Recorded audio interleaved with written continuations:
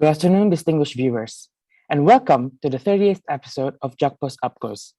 Thank you for joining us today to discuss about plastic recycling in Indonesia and the role of technology in waste management. I'm Rifki Nurfajri, a reporter at the Jakarta Post, and I will be your moderator today. Waste has become a crisis that Indonesia hasn't been able to resolve for decades, and it has just gotten worse over time. The Environment and Forestry Ministry recorded that in 2019, the country produced 64 tons of waste annually, 60% of which went to dumping sites, and only 10% were recycled. The World Bank's Indonesia Marine Debris Hotspot Rapid Assessment estimated that 20% of plastic waste in Indonesia ended up in rivers and coastal waters.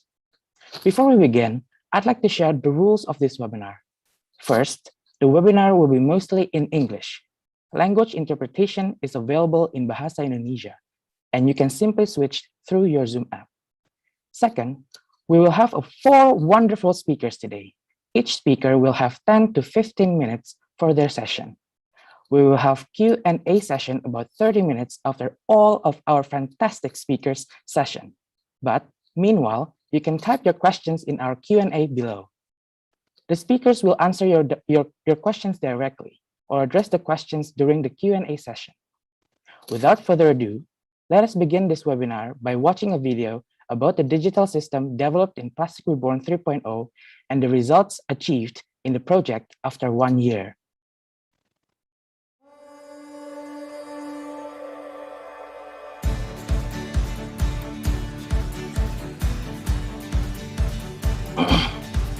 Yang menjadi titik kritikal dalam penanganan sampah yang kami pelajari dari Plastic Reborn itu adalah sistem pengumpulan atau collection-nya. Belajar dari kesuksesan Plastic Reborn sebelumnya, tujuan dari program Plastic Reborn 3 ini adalah melengkapi komunitas yang menjadi bagian dari ekonomi sirkuler dengan teknologi. Selama ini komunitas ini selalu dipinggirkan sehingga mereka belum menerima manfaat atau penguatan yang diperlukan. Peran teknologi dalam membantu penanganan sampah di Indonesia, terutama untuk sektor informal, yang pertama itu meningkatkan akuntabilitas dari setiap transaksi. Yang kedua adalah peningkatan optimalisasi atau efisiensi dari bisnis proses dari para sektor informal ini.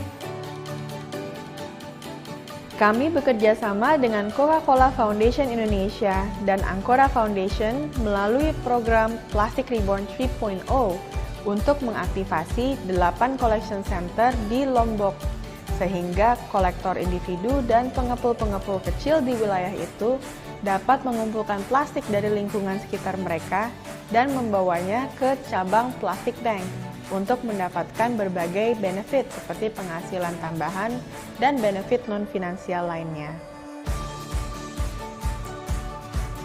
Bonus yang sudah saya dapatkan dari Plastic Bank berupa beras, BPJS Kesehatan untuk saya dan keluarga, berupa uang untuk biaya pendidikan anak-anak dan kebutuhan sehari-hari. Tahun ini saja, kami telah mencegah 150 metrik ton sampah plastik agar tidak mencemari laut. Mitra strategis kami itu ada dari berbagai stakeholders, dan yang paling berpengaruh tentu saja dari produsen, misalnya seperti Coca-Cola Indonesia, sehingga harapannya input teknologi ini bisa memudahkan pekerjaan mereka, meningkatkan efisiensi, efektivitas, outputnya adalah meningkatkan penghasilan mereka. Begitu juga dengan masyarakat, jadi masyarakat memiliki opsi untuk pelayanan sampah dengan mudah sekaligus bisa mendapatkan rupiah dari hasil daur ulang. Pas ada aplikasinya Mitra MallSampah, alhamdulillah tambah bagus karena gampang kita cek barang yang kita mau jemput.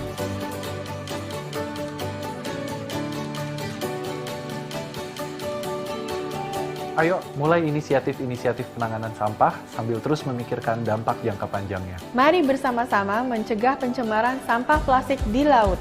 Yuk kita semua harus belajar dari alam, bagaimana kita tidak menghasilkan sampah yang berdampak buruk bagi lingkungan, tetapi kita menghasilkan sampah untuk menciptakan nilai ekonomi yang baru. Ayo teman-teman semua kita pilah sampah dan kumpulkan untuk didaur ulang.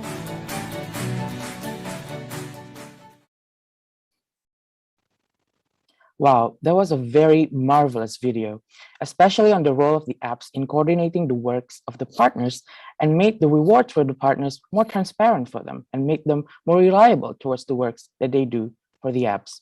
Hopefully, the video can help us ready for our first speaker of the webinar. Our first speaker is Pak Triyono Prijosoesilo.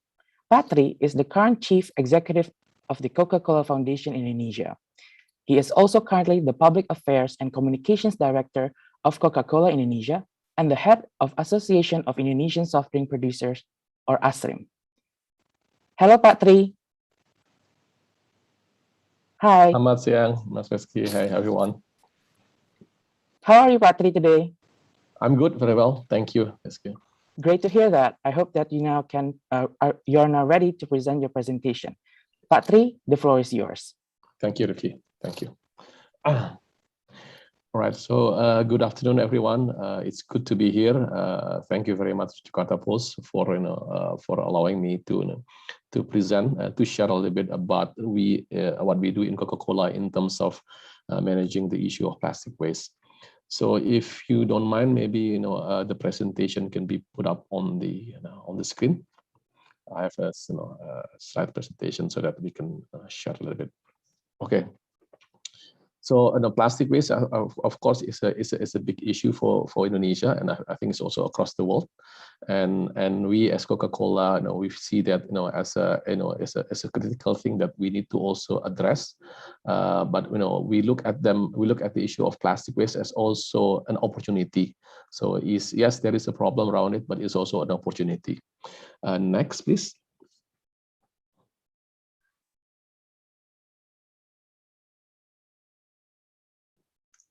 Thank you. So I think we all know that Indonesia, is unfortunately has been identified as the second largest contributor of plastic marine debris in the world. So it's not really a good reputation to be in, but again, looking at it from the positive angle is that we acknowledge that there is a problem, and the government also acknowledged that there is a problem. And I think the government also has an ambitious plan to try to tackle this issue. So, and on the right side of the slide, we can see, basically three targets that government has set themselves up. One is, reduction of 70% of marine plastic debris by 2025. And then secondly is 30% reduction of waste at source, also by 2025. And last but not least is 70% handling rate for all waste. So if we see that there is a problem, but we also see the result of the government in terms of setting up an ambitious target to try to tackle this issue. Next, please. And this is actually an interesting slide and information that I would like to share with everyone here. So Rifki mentioned earlier about the fact that in Indonesia, the waste generation is quite high. So this is the number that came up from the National Plastic Action Partnership, a collaborative platform run by the Coordinating Ministry of Maritime Affairs and Investment. So and from this chart, we can see that on annual basis, the plastic waste generation is around 6.8 million ton. Metric ton. Sorry, my bad. 6.8 million ton. So it's a huge problem. But I think it's also if we look at this figure, unfortunately, out of that 6.8 million ton, 61% is not being collected or is not being managed. And why? Because infrastructure is not there. So I think this is one of the biggest homework that needs to be done, is how to also expand the collection system. So out of that 61 is not being managed, so only 39 is actually being managed and being collected. And out of that 31, around 15% is actually being recycled. 10 to 15. So I think this is the number that we need to look at. Again, there is an issue, but I think based on this figure, we can see that there is actually a potential opportunity on how to tackle this. Next, please.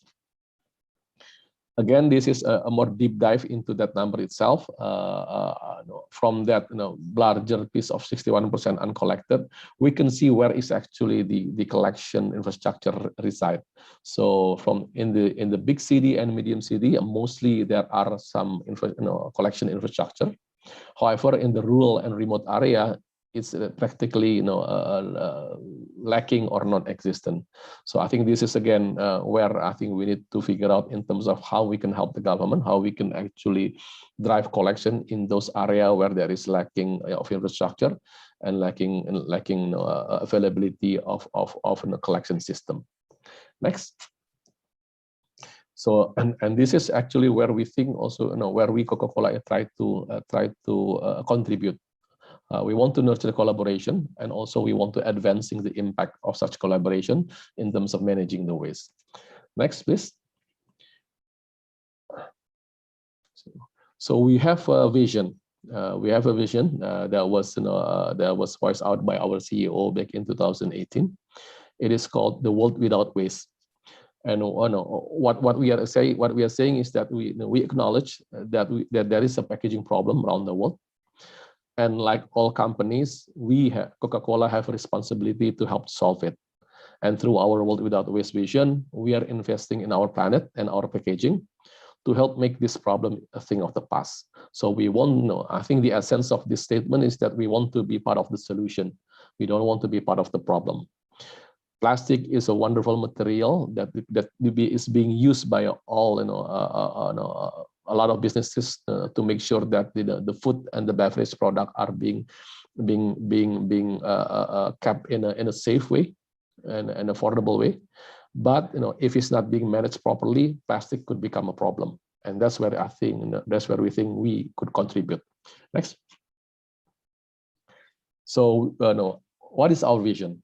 So the big vision is we want to collect and recycle equivalent of every bottle or can we sell globally by 2030. So in a simple way, if we sell 1 million bottle by 2030, we want to be able to help to collect and recycle those 1 million bottle as well.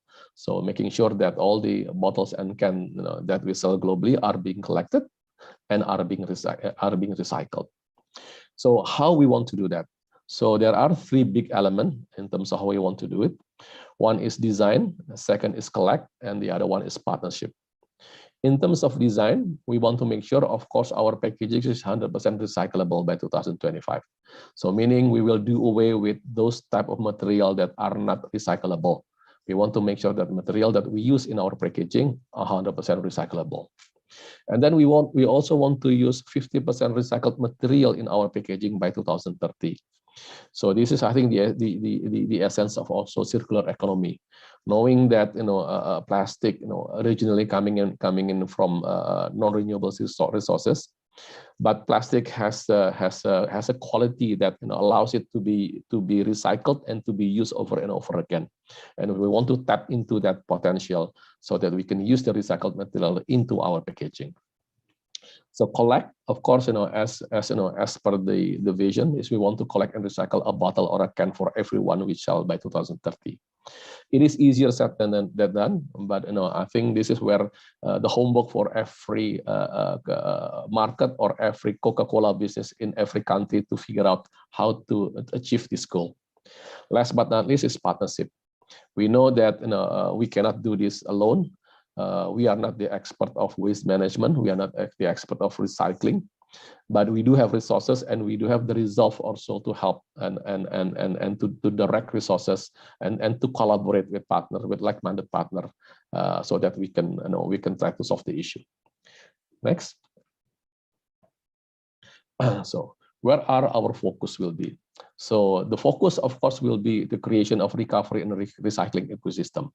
As mentioned earlier, circular economy is at the heart of our approach. We want to be able to use to reuse and recycle the materials, the plastic material that we already use, and have them recycled and then put into converted into a bottle again, so that we can reuse it over and over again. And I think this is where we want to proceed. Next. So how do we how do we translate the framework of World Without Waste in Indonesia? So I'm putting some example here in terms of what we did in Indonesia already, and what we did and what we are doing. So in terms of design, we try to again organize that into three big elements. One is reducing, so reducing the use of plastic. So we have two initiatives there that we are still working on since several years ago. Lightweighting, we've been working on this for quite some times. If any of you notice our Ades sparkling mineral sparkling brand is actually has the lightest mineral water bottle in the market at the moment. So and this is in a way our effort to try to reduce the amount of plastic that we use in our bottle. We also introduced a technology called ASSP, and this is Indonesia is actually the second market globally that use this technology, and this technology allow us to use 40% less plastic in a similar size packaging, in a similar size bottle. So for a bottle of 250 milliliter, we were able to reduce our plastic use by 40%. So we introduced this technology back in around 2017, 2018. And we've seen that it is making a positive impact. So we actually intending to expand this this technology and to build a more ASSP line in our production facility. So that's on the reduce side. On the recycle side, as mentioned, we are looking at making sure that all the material that we use in our packaging are recyclable material. And this is also done by our technical colleague. We are looking at different materials. We are moving away from dangerous material that cannot be recycled. So most of our plastic are PET, which is 100% recyclable. PET as well as PP. I think those are the two materials that we use so much. We also earlier this year introduced a transparent bottle for our Sprite. So many of you are aware that Sprite, traditionally is always been green, but we introduced for Indonesia also Sprite in transparent bottle, and this is a movement that has been started globally. Why we use transparent bottle? Because we found out that transparent bottle is easier to recycle because it is clear, there is no color. So when it is being recycled, it's much more flexible to be recycled into different type of packaging or different type of product. And then secondly, the price of transparent bottle at the collector level is actually higher than green bottle. So that is also in effect providing incentive for a collector to collect more Sprite bottle, to collect more transparent bottle. So that's one way also in terms of how we try to make sure that recycle is being done more aggressively and more intensively. Last but not least, within recycle is we want to use recycled PET material. And this is an ongoing effort. Unfortunately, I think in Indonesia we still need to work with a lot of recyclers to make sure that the availability of food grade recycle are there as a material, so that we can use that in our bottle. The last part on the design is of course reuse. So we are also looking at the different solution for delivering our product, not only through bottle, maybe also through can. RGB is still there, meaning glass bottle. We also look at refillables. So and in other geography, we also looking at different type of material for our bottle, such as paper bottle. So we look at different solution, we look at different technology to try to be able to help us achieve our target of World Without Waste. The second component of World Without Waste is collect, which is collection, and I think this is the big piece for Indonesia, as we can see from the data. So what we're proposing is actually we work with different player in the industry to introduce IPRO, or Indonesian Packaging Recovery Organization. So IPRO is a non-profit organization. It is founded by Coca-Cola, Nestle, Unilever, Indofood, and Tetra Pak, as well as Danone. So 6 companies there. Now we also have already actually have 2 more companies joining into IPRO. So now it's already 8 company, consumer good company mostly. And the focus of IPRO is actually to try to help the collection and recycling value chain to improve and increase the collection number and the recycling number across Indonesia. And the way it is being done is through different mechanics, such as incentive as well as capacity building. So that's the that's the industry solution that we're proposing. We also have different community collection projects across Indonesia. And I think for today that we want to highlight we want to showcase Plastic Reborn, which is the way we try to work with with digital startup to try to improve the ecosystem of collection at the grassroots level. We see this is a promising venture and a promising area that we want to focus on as well. And I think Plastic Reborn, as shown in the video earlier, has shown that it is making an impact. Last but not least, in terms of collection, we also want to leverage our brand. We want to we want to engage our consumer. So as you can see, recall earlier about Sprite. So when we introduce Sprite bottle, a transparent bottle. Excuse me, Pak Tri, your time is 3 more minutes. All right, thank you. Yeah, sure. So we do have a project that actually try to incentivize consumer to collect and return their bottle. So that's one way we try to do that. Last but not least, of course, partnership. As I mentioned, Praise and IPRO is a way for us to partner with different players. And then we also active in the National Plastic Action Partnership, a multi-stakeholder platform of partnership tackling the waste issue.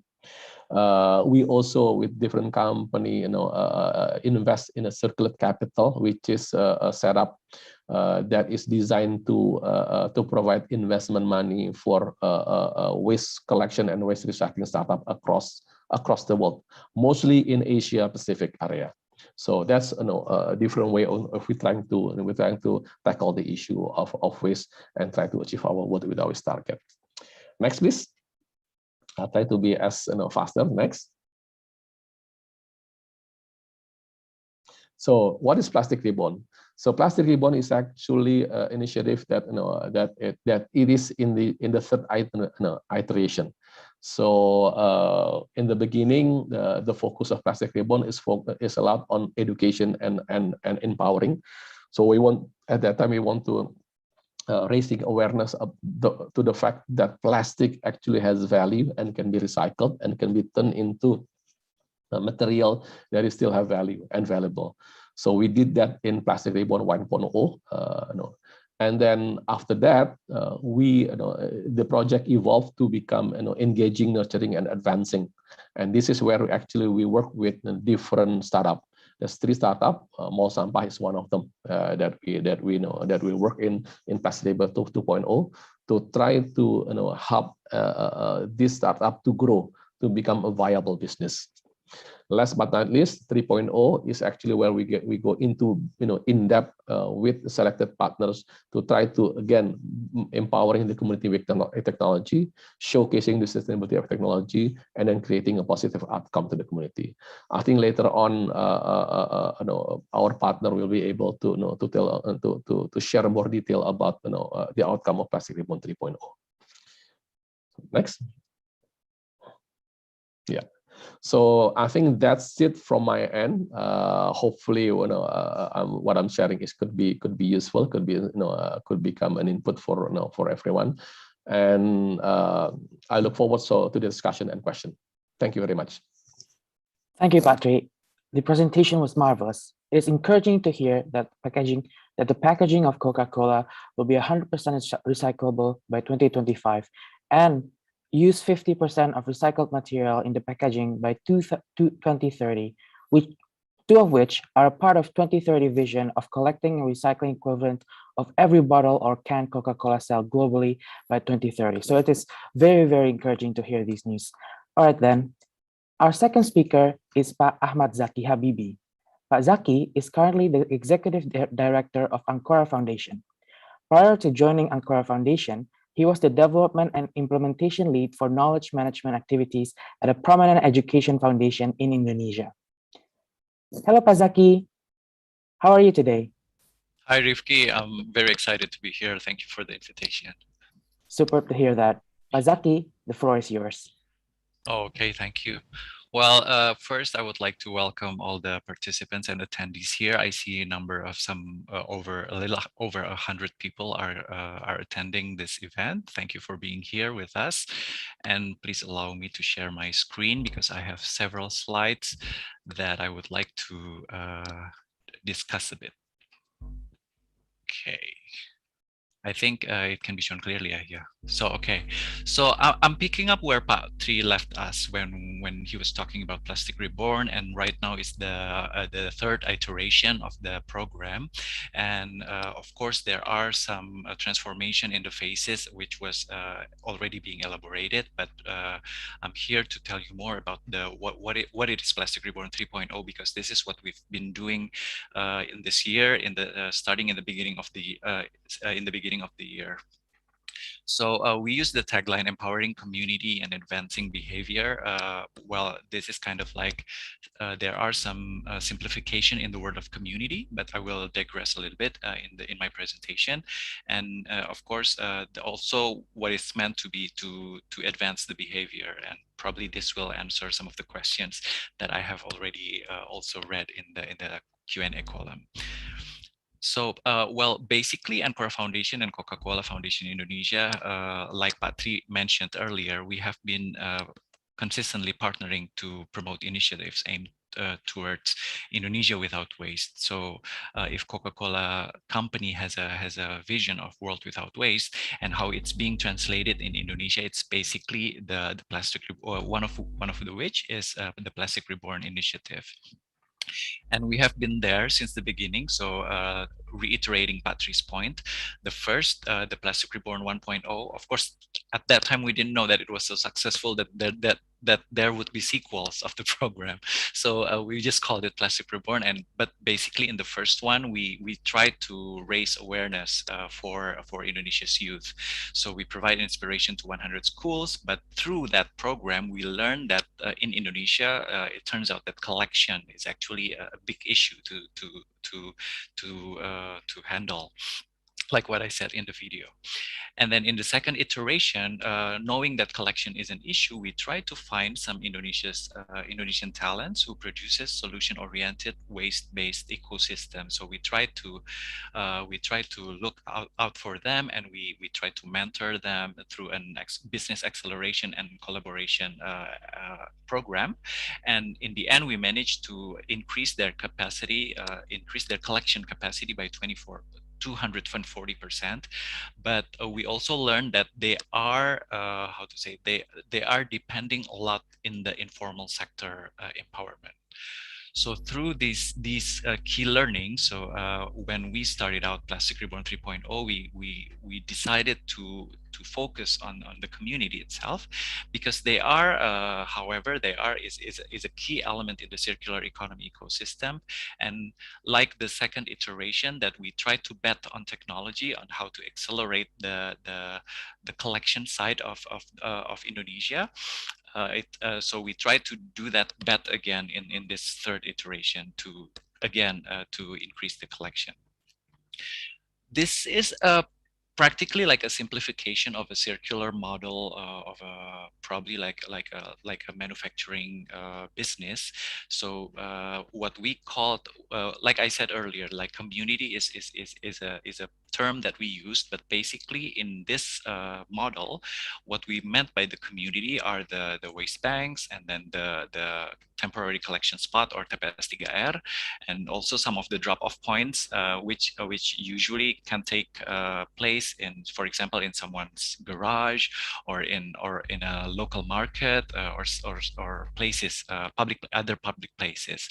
And also the community we talk about is also collectors and junkyard owners in Indonesia, probably some pemulung and pengepul, pelapak. So we have a lot of terms to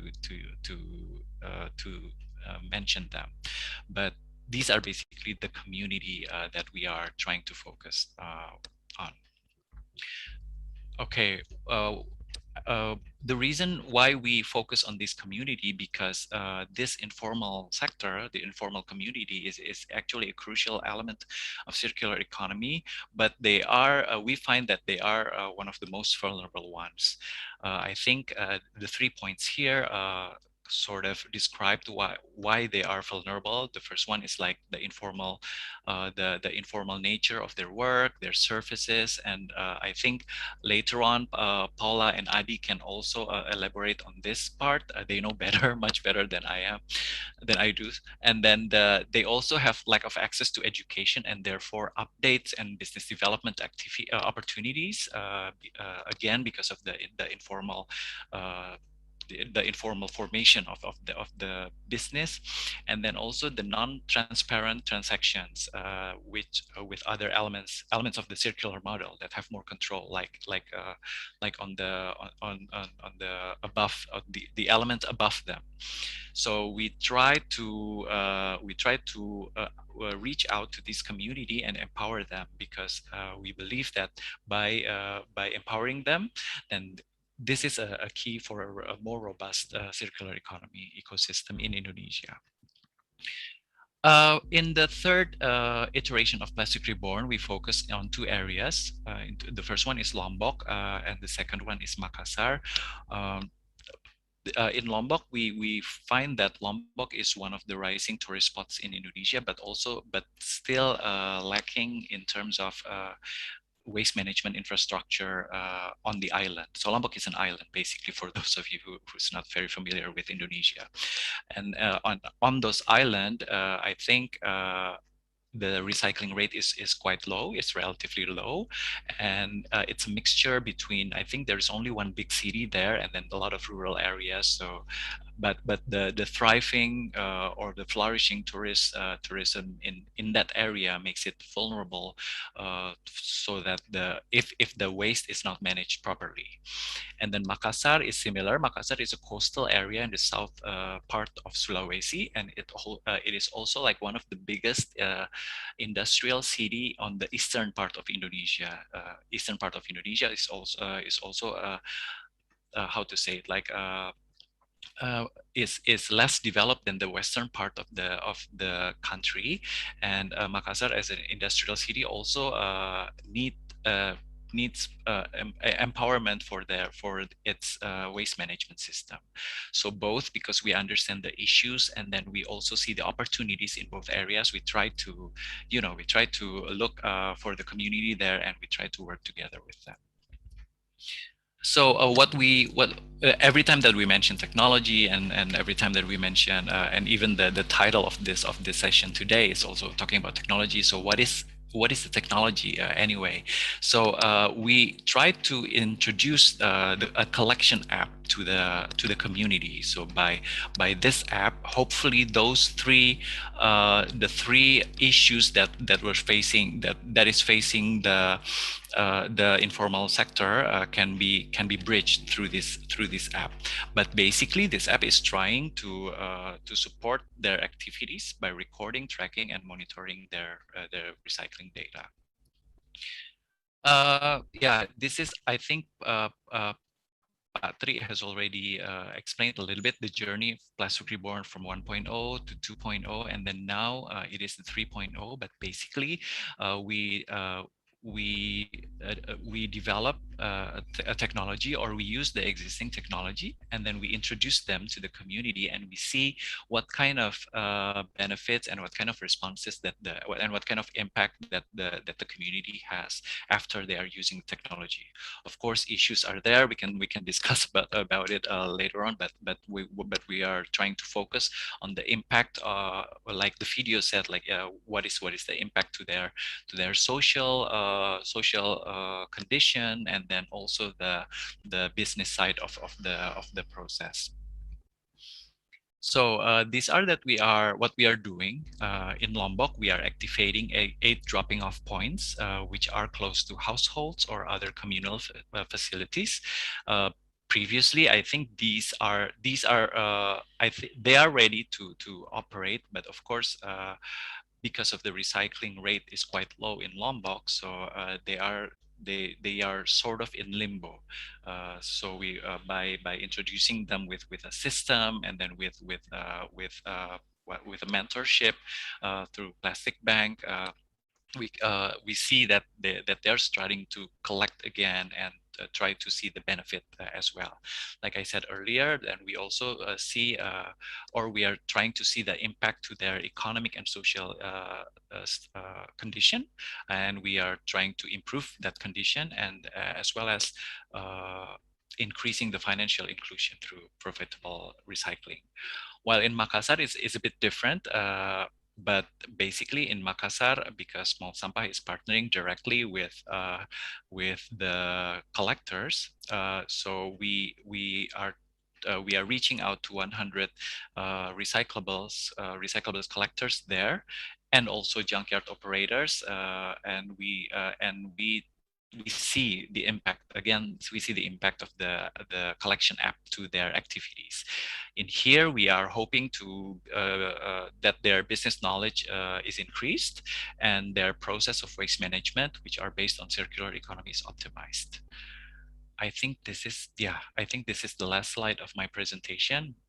This slide shows that basically waste management issues in Indonesia is such a big issue.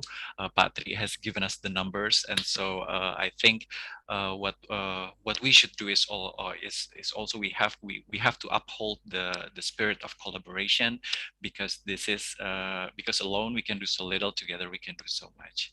Yeah, I think that's the last part of my presentation. Thank you very much.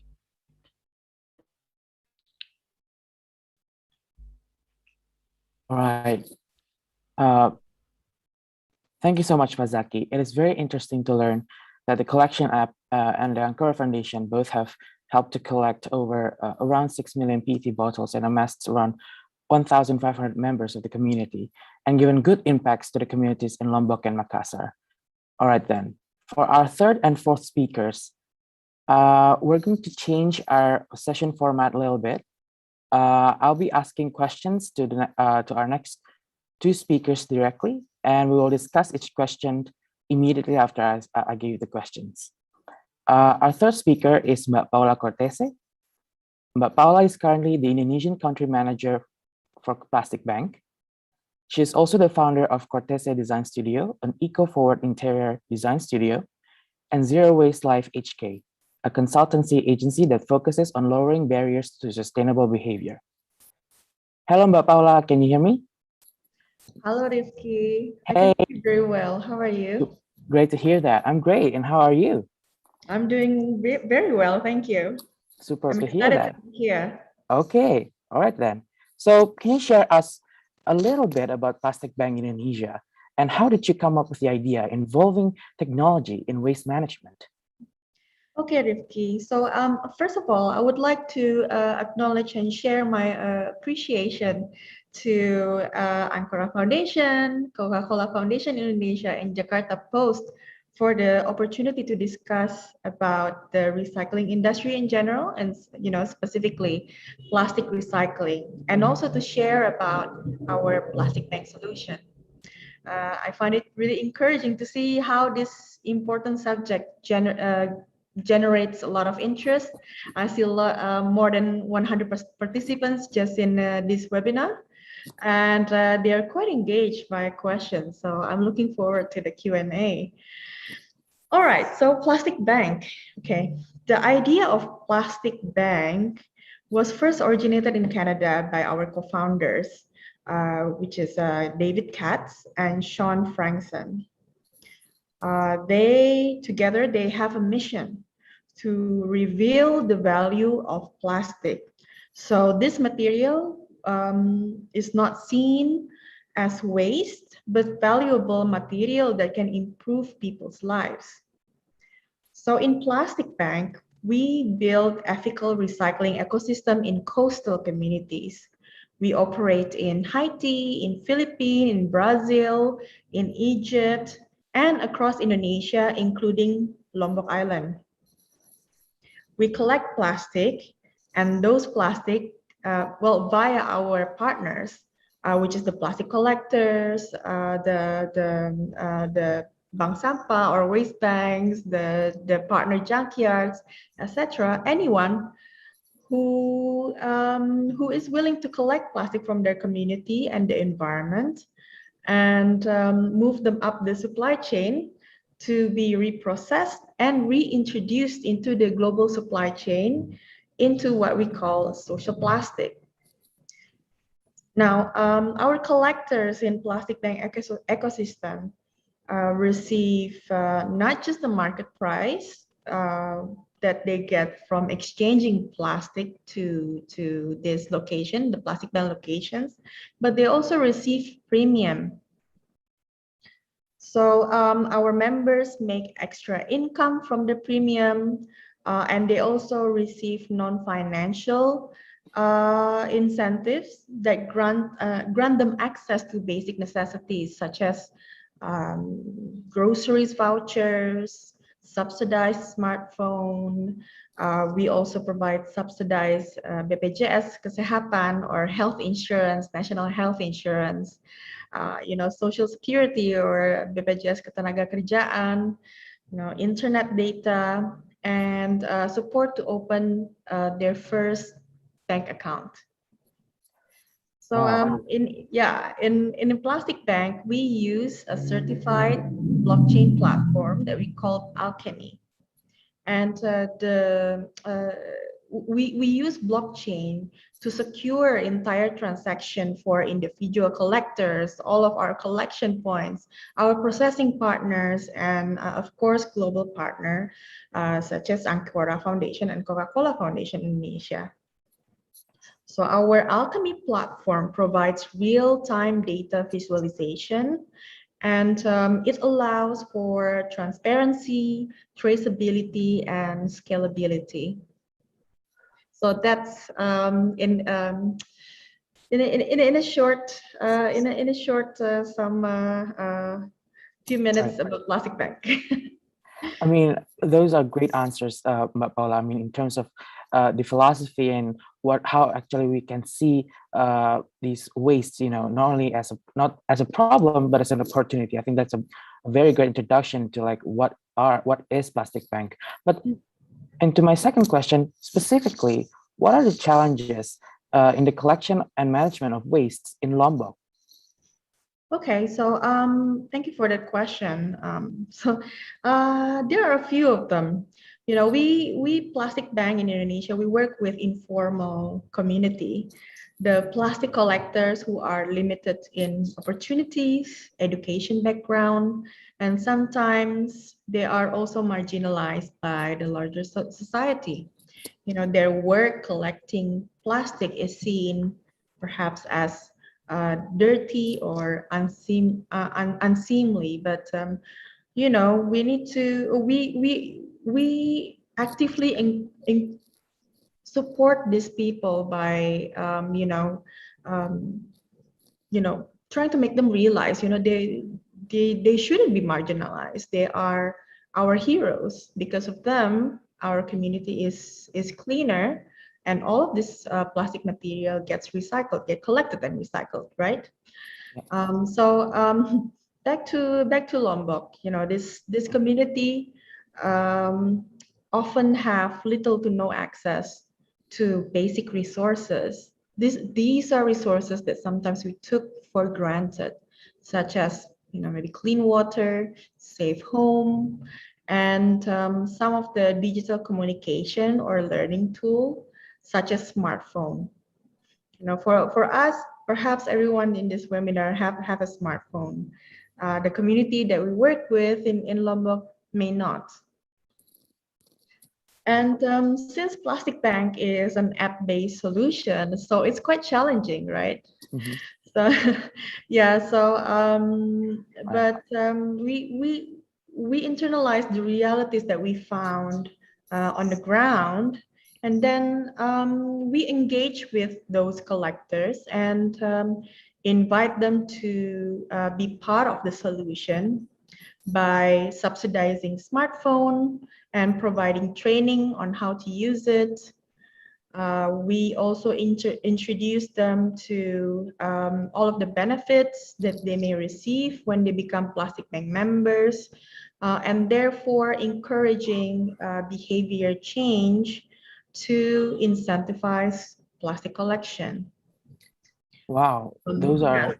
Yeah, so after a while, we received quite a positive response actually from the collector, and slowly but surely, we gain their trust, build an engaged community, and now we are engaged in like 13 provinces with more than 18,000 members throughout Indonesia, and especially in Lombok with Ancora and Coca-Cola Foundation. Wow, I'm very amazed as to like how the Plastic Bank Indonesia not only identified these problems and eventually adapted towards and trying to find the solution towards these problems. But I think, as you have mentioned, Plastic Bank Indonesia holds partnerships with many popular brands, right, including Coca-Cola and also with the Ancora Foundation. So may I ask for you to elaborate further into like, how did you start the partnerships, and can you share with us the benefits that you, the Plastic Bank Indonesia has received from Plastic Reborn 3.0 towards plastic waste collection target from the Plastic Bank? Okay, thank you, Rifki. So by being part of the Plastic Reborn 3.0 program, we are able to expand our operation to Lombok Island. Together with Ancora Foundation and Coca-Cola Foundation Indonesia, we activated 8 new Plastic Bank collection points so that the collector in the area can collect plastic from their communities and environment. And then they can bring it to this 8 location, the Plastic Bank branches, in exchange for benefits, as I mentioned earlier, whether it's financial benefits in a form of extra income and non-financial benefits such as BPJS, smartphone, etc. Right. Yeah. Do you have one more minute? I'm just really excited to share that, just this year alone, this partnership has managed to prevent 150 metric tons of plastic waste from entering the ocean. So that is an equivalent of 7.5 million single-use plastic bottles from polluting our environment. That's the impact that we can do together. Obviously, I mean, I think it is very commendable to see that the partnership between Plastic Mall Indonesia and as well as Plastic Bank Indonesia, as well as other organizations, have produced such great results, such as preventing more than 100 metric tons of waste to be from polluting the sea. I think that's very commendable. But Paola, you talked a lot about the benefits for the communities, and I think that's very admirable.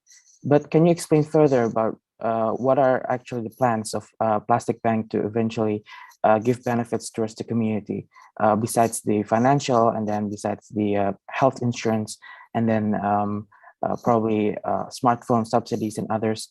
How can you explain further about the community development program that has been carried out for the people of Lombok? Yeah, okay. So there are different areas that we work on with the communities. I've mentioned the community development programs, the smartphone, the BPJS, the working insurance, internet data, bank account. Yeah, but we also give them what we call activation toolkits. These are the tools they need, that our partner branch needs to scale their operation further. We distributed collection push card, for example, to the plastic branches, to the plastic bank branches. We also give them various trainings, such as what are the plastic types, and also why they need to recycle, why do they need to collect plastic. And for the partner branch, we also give business trainings. So it's kind of like a multi-pronged approach, yeah. Yeah, I think it's safe to say that being given only one layer of safety net is not enough. I think in terms of marginalized communities, especially those who are in rural areas, this multi-pronged approach is very, very much preferred compared to just like one type of approach. Now, before we go to our last question, let's watch this next video so we can get to know more about Plastic Bank and join this global movement of recycling plastic. Cara menggunakan aplikasi Plastic Bank. Download dan install aplikasi Plastic Bank melalui Google Play atau App Store. Buka aplikasi Plastic Bank, pastikan Anda sudah update aplikasi versi terbaru. Klik Buat sekarang untuk mulai membuat akun Plastic Bank. Klik bagian kode negara dan masukkan nomor HP pada nomor telepon. Buat kata sandi minimal 6 karakter, angka atau huruf, agar Anda dapat login ke aplikasi Plastic Bank. Selanjutnya input nama lengkap Anda. Setelah itu lengkapi data pribadi Anda, negara, email, tanggal lahir, dan jenis kelamin. Centang untuk menandakan bahwa Anda sudah berusia di atas 13 tahun. Cek kembali data diri Anda untuk memastikan tidak ada data yang salah dan tertinggal. Lalu klik selanjutnya. Klik hubungkan bila Anda ingin menghubungkan akun Plastic Bank Anda dengan akun Facebook Anda. Atau klik selesai. Anda harus memverifikasi nomor telepon yang Anda daftarkan. Klik OK untuk menerima kode verifikasi. Masukkan kode verifikasi yang Anda terima melalui SMS. Dan klik ajukan. Selamat! Pendaftaran akun Plastic Bank Anda berhasil. Halaman utama aplikasi Plastic Bank. Halaman login. Untuk melakukan login, masukkan nomor handphone dan password yang terdaftar di aplikasi Plastic Bank. Klik tombol login atau masuk. Tampilan utama dari pengguna aplikasi berisikan foto profil dan nama pengguna. Saldo adalah jumlah tabungan akun ditampilkan dalam bentuk token, beserta nilai setaranya dalam rupiah. Terdekat atau Find Nearest adalah fitur yang digunakan untuk mengetahui lokasi partner Plastic Bank lainnya, beserta list material dan harga plastik yang dibeli. All right, that video was about the inner mechanism of Plastic Bank application. I think the video has surely taught us ways into how the app works. And I think the app seems to be very interactive in, with its clear displays of points. I think Paola has talked a little bit about the points and its equivalency in real financial money. And of course, the easy way for the users, the partners of the app to find Plastic Bank partners and sell their plastic waste to, and as well as the equivalent of the plastic amount that they can actually sell to these partners. All right, then our last question. So, Paola, I think we've talked a lot about the foundation of Plastic Bank and the philosophy that guides it, as well as the activities and the results and and the great impacts that the organization has been having towards the community. So if anyone wants to take small steps in beginning this plastic recycling habit in their daily life, how and where should they begin? I think each one of us can collect and recycle and in a bigger picture contribute to stop ocean plastic. To me, there are perhaps 3 steps of doing it. The first is to elevate our consciousness and by remembering that plastic is not waste. Plastic is a valuable material that can improve your life and your livelihood. You can get extra income from plastic. And if you're not even interested in the extra income, you can still collect plastic and, for our environment and to make sure that our community is clear, and we close the loop of plastic production and waste management. So that number 1 is really to remember that plastic is not waste. Number 2 is to collect the plastic that you use in everyday lives, from your community, from your environment, from your home, and make sure that the plastic is clean and dry. It is important to have this step, because then it's a lot easier to recycle plastic that is clean and dry, as opposed to plastic that is dirty. Number 3, of course, download our Plastic Bank app in the Google Play or App Store to find the nearest Plastic Bank branch, and voila, you can start your plastic waste collection and recycling journey. All right, those are great 3 steps towards practically having a recycling habit in your life. I thank very much Paola for the conversation that we just had. To sum up a little bit what we've been talking, so practically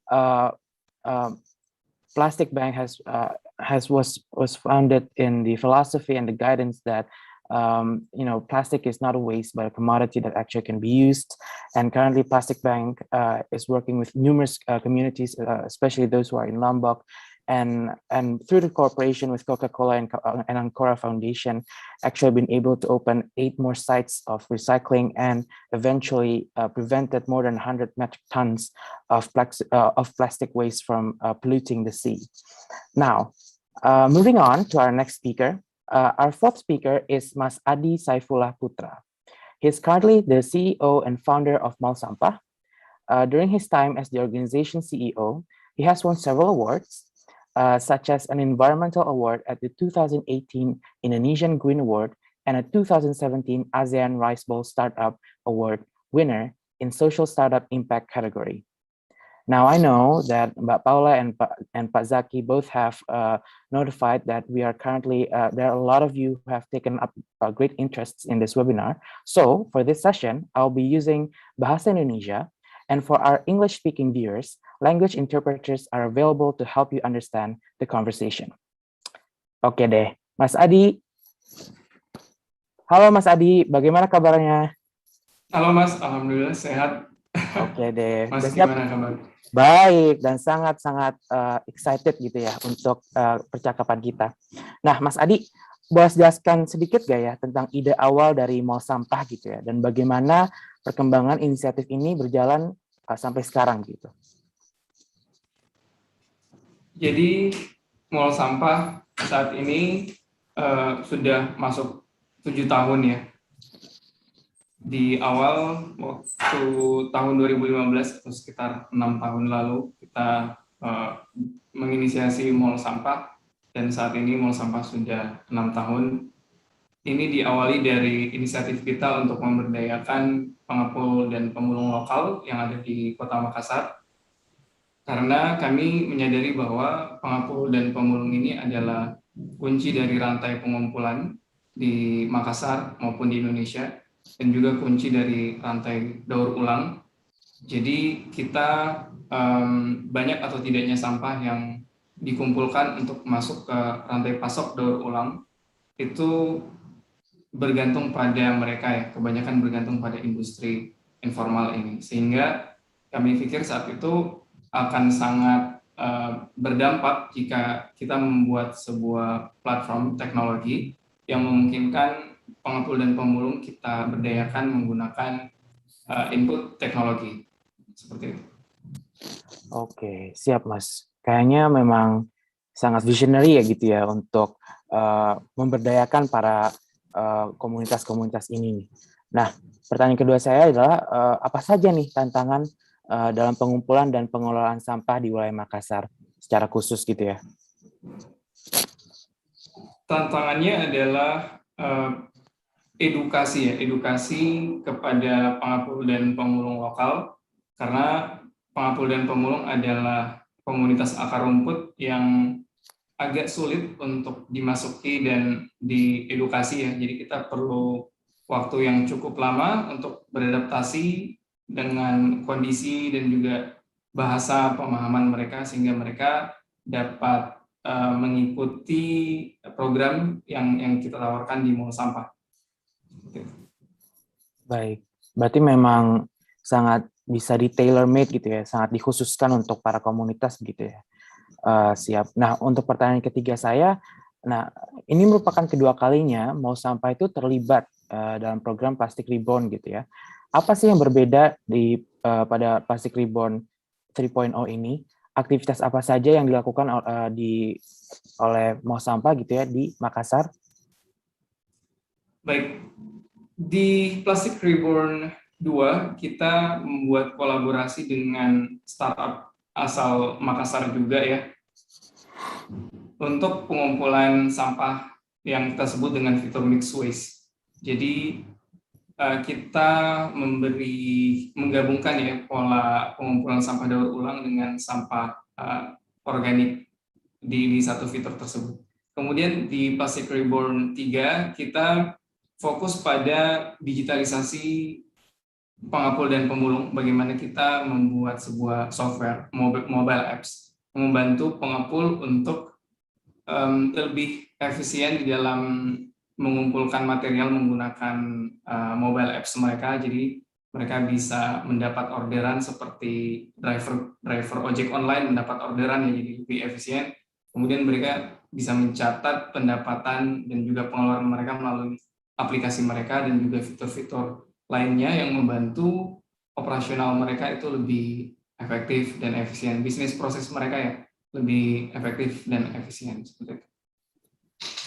Siap, berarti memang sangat dibantu begitu ya agar para komunitas ini juga akhirnya bisa memiliki suatu bisnis plan yang lebih efisien gitu ya. Nah, untuk pertanyaan keempat saya, apa saja produk dan fitur yang telah dikembangkan oleh MallSampah? Tadi kan Mas sudah bilang nih bahwa memang MallSampah bekerja sama dengan salah satu startup gitu ya. Nah, apa saja sih produk dan fitur yang telah dikembangkan dan untuk meningkatkan kapasitas pekerja sektor informal dalam industri daur ulang gitu ya? Selain tadi mungkin penggunaan aplikasi, selain tadi mungkin pelatihan, apalagi sih yang memang telah dikembangkan oleh MallSampah untuk para komunitas ini? Baik, produk yang dikembangkan di dalam program ini adalah sebuah mobile apps ya, yang dimana mobile apps untuk waste collectors itu ada beberapa fitur utama. Jadi beberapa fitur utama tersebut adalah kita menyebutnya sebagai fitur order ya, fitur order untuk waste collectors. Jadi pengepul MallSampah yang menggunakan MallSampah Mitra atau aplikasi Mitra itu bisa menerima permintaan atau request penjemputan sampah dari users atau dari penghasil sampah langsung ke HP mereka. Jadi mereka bisa direct mengambil pesanan dari masyarakat. Jadi mereka bisa lebih efisien dan bisa cost untuk logistik sistem pengangkutan itu bisa lebih efisien karena mereka bisa dapat langsung request dari sumber timbulnya sampah tersebut. Kemudian kita ada fitur pembukuan. Fitur pembukuan ini adalah pencatatan transaksi daur ulang atau transaksi pengumpulan ya, yang dilakukan oleh pengapul dan pemulung. Jadi setiap kali mereka mengumpulkan dan juga menjual kembali material plastik yang dikumpulkan dari masyarakat, itu mereka catat di pembukuannya. Di satu sisi mereka bisa keuangannya itu bisa lebih baik sehingga bisnisnya bisa lebih berkembang. Di sisi lain, di MallSampah juga bisa menggunakan data tersebut untuk pemerintah setempat misalnya, atau untuk stakeholders agar bisa mengambil keputusan lebih baik. Kemudian kita ada fitur plastik netral. Fitur plastik netral ini memungkinkan pengepul terhubung dengan brand partners seperti Coca-Cola yang akan memberikan bonus pengumpulan bagi pengepul di program-program tertentu seperti itu. Baik, berarti memang banyak sekali ya, dan multisektoral juga ya mungkin untuk MallSampah ini dalam akhirnya membantu dan memberdayakan para komunitas ini gitu. Nah, sebelum kita masuk ke pertanyaan terakhir, mari kita saksikan video yang akan menginformasikan lebih jauh tentang MallSampah dan bagaimana untuk ikut bergabung dalam inisiatif ini. Cara menggunakan aplikasi mitra MallSampah. Download aplikasi melalui Google Play, kemudian buka aplikasi. Untuk melakukan pendaftaran, klik selanjutnya. Lalu kemudian klik daftar. Masukkan nomor telepon Anda untuk melakukan verifikasi. Kemudian klik selanjutnya.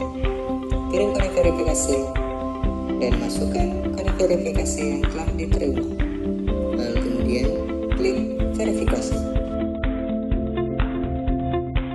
Untuk tahap selanjutnya, pilih jenis kemitraan Anda, kemudian klik selanjutnya. Masukkan data diri Anda seperti nama, email, dan nomor ponsel. Masukkan alamat gudang Anda, masukkan detail alamat gudang Anda, kemudian klik simpan. Untuk melanjutkan, klik selanjutnya. Unggah foto KTP dan foto gudang Anda untuk melengkapi data diri Anda. Setelah itu, kemudian klik daftar. Berikut ini adalah menu utama dari aplikasi mitra MallSampah. Untuk menu order, klik fitur order. Pilih orderan yang ingin Anda selesaikan. Kamu dapat mengecek detail dari setiap orderan, dan kamu bisa menentukan orderan yang akan kamu selesaikan. Untuk menyelesaikan, klik ambil order. Untuk menyelesaikan orderan, klik selesaikan orderan. Masukkan informasi orderan yang telah Anda selesaikan. Masukkan sesuai dengan transaksi. Masukkan jenis sampah, masukkan harga, kemudian simpan. Kamu juga dapat menghapus data jika tidak sesuai. Kemudian klik next, setelah itu selesai. Untuk fitur plastik netral, pilih plastik netral, pilih tambahkan di pojok kanan atas, kemudian masukkan tanggal, tambahkan jenis sampah, masukkan jenis sampah, masukkan berat, kemudian simpan. Untuk verifikasi, masukkan foto barang dan foto nota, pilih gudang akhir, kemudian simpan. Untuk arus kas, klik arus kas. Di dalam transaksi, kamu bisa menambahkan transaksi, kamu bisa melihat pemasukan dan pengeluaran kamu. Untuk pemasukan, kamu bisa menambahkan dan mengecek detail dari pemasukan. Untuk pengeluaran, kamu bisa menambahkan jenis pengeluaran kamu, apakah itu dari modal sampah atau yang lain. Untuk detail, kamu dapat melihat detail pengeluaran. Kamu dapat menyimpan atau menambahkan transaksi yang enggak. Untuk pinjaman, kamu dapat melakukan penambahan peminjaman. Kamu bisa melakukan pencatatan pemasukan dan pengeluaran. Untuk utang dan piutang, bisa melakukan pencatatan pembayaran utang. Kamu dapat melihat detail pencatatan utang. Dan untuk piutang, kamu dapat menambahkan data terbaru. Kamu bisa membayar dan melakukan pencatatan di dalam aplikasi MallSampah.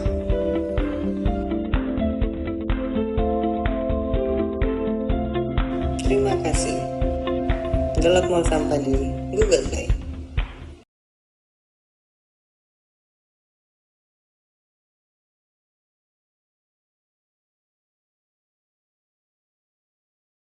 Maaf, tadi lupakan mute. Baiklah, berikut merupakan tadi video tentang MallSampah begitu ya.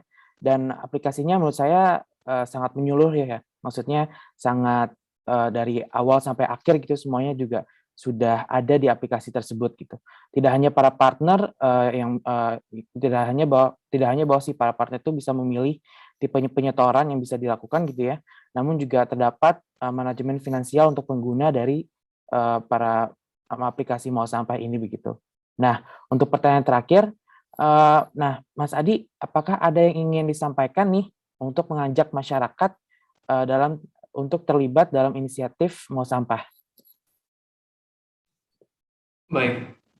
Jadi sampai saat ini kita ada 30.000 recyclers users ya. Dan jumlah itu tentu sangat sedikit kalau mau dibandingkan dengan populasi rumah tangga yang ada di Makassar ya, atau populasi orang yang ada di Makassar.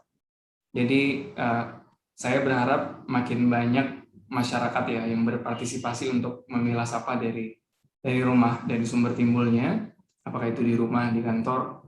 Karena saat ini di Makassar kita bisa mengolah sampah, mendaur ulang sampah seperti memesan ojek online ya, sangat mudah seperti itu.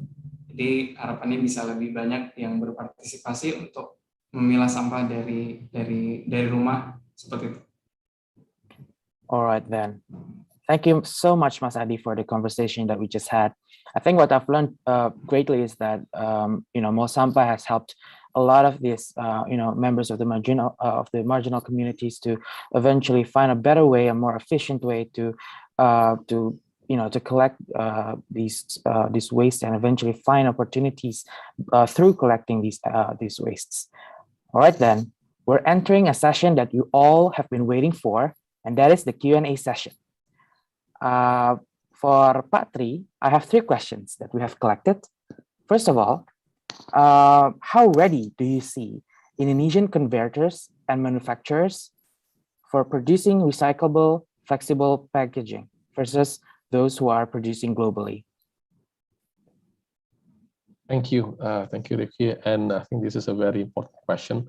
So yeah, I think if I look at Indonesia and how the collection and recycling industry situational at the moment, I see progress. I see the movement moving forward.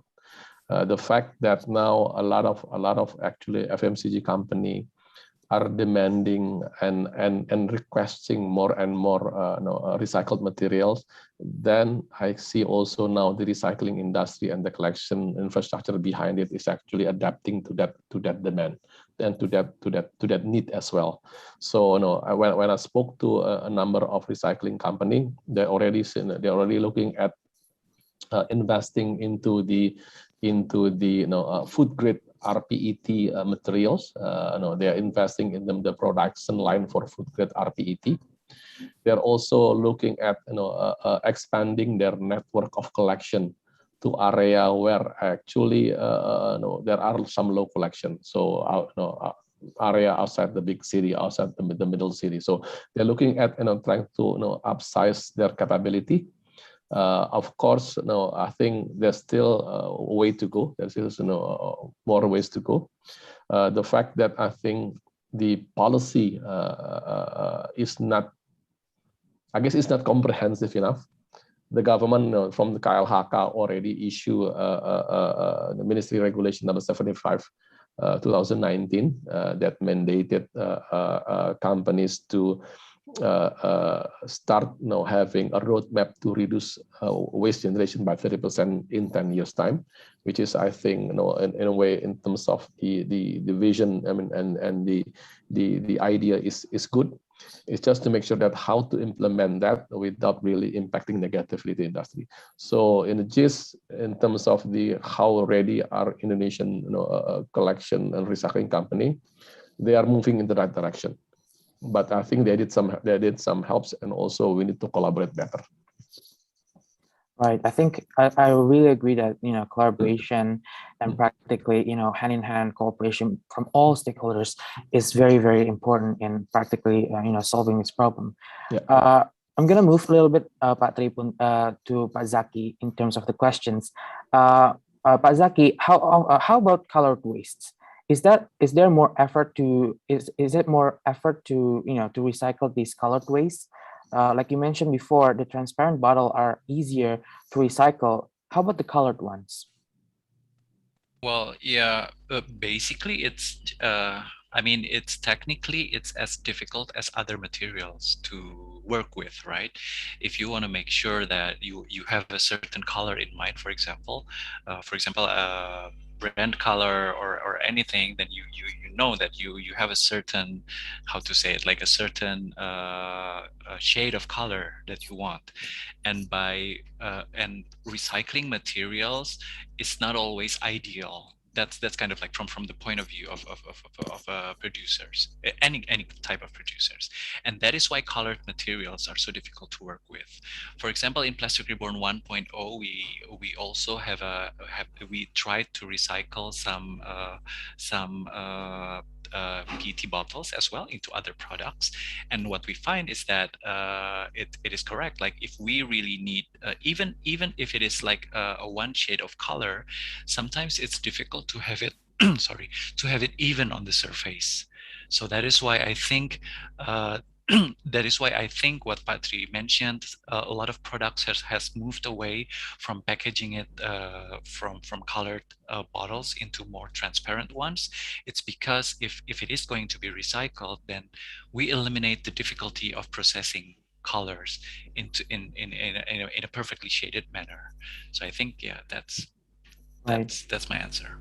Yeah, I totally agree in terms of making things efficient, especially in recycling sites. I think there are a lot of process in eventually determining whether a waste is actually recyclable or not, or how to eventually collect these wastes so that they are actually in the proper categories of recycling. Yeah, I totally agree that efficiency is the key in doing all of this, in doing recycling.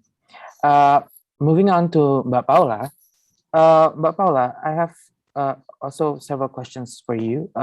What is the percentage age of your network that reaches rural areas?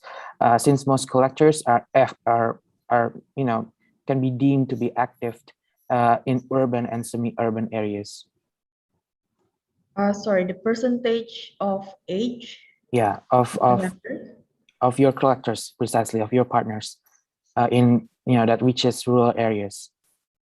Okay, so we have a very wide range in the age of our collectors, starting from 17 years old all the way to 70 years old or even more. So as you may have guessed, the challenges, especially on the technology side, lies in the older generation of our members. So yeah, to answer simply, there's a wide range of age. Right. So in terms of like specifically that reaches rural areas, do you see that the organization is going to sort of have an active policies to widen their net into rural areas as well? Oh, we are operating in rural areas as well as urban and semi-urban areas. So so yeah, both sides, all types of regions we try to reach. So it's not just in big cities. like example in Lombok, some of our communities are actually more on I guess on the village side instead of the capital of Nusa Tenggara Barat, which is Mataram city. Okay. Well, that's great news to hear, because I think, just to clarify to our viewers, so that it means that the organization works predominantly in the rural areas and actually helping those who are, in these areas, compared to those who are, in the urban, or not only focusing on the big cities. So I think that's great. Sorry, Rifki, but I have to say I wouldn't say predominantly on Oh, the okay. rural areas, but there is a mix between Oh, okay. urban and rural areas Okay. that we work with. Okay, that's great to hear that, the organization is actually reaching out to everyone, not only, and Correct. it doesn't really categorizing between rural or, urban areas. And I think, especially for such, plastic, such as the material of plastic, such as this, it's very important that everyone is included in the work. So yeah, that's great to hear. All right, then. Probably I'll move back to Pak Tri for our second question. How do you ensure that the organization managing your collection is doing proper recycling? Thank you, Rifki. I think that's a very good question. So I think if we are looking at really trying to offer solution, I guess it's not only about collection but also about recycling.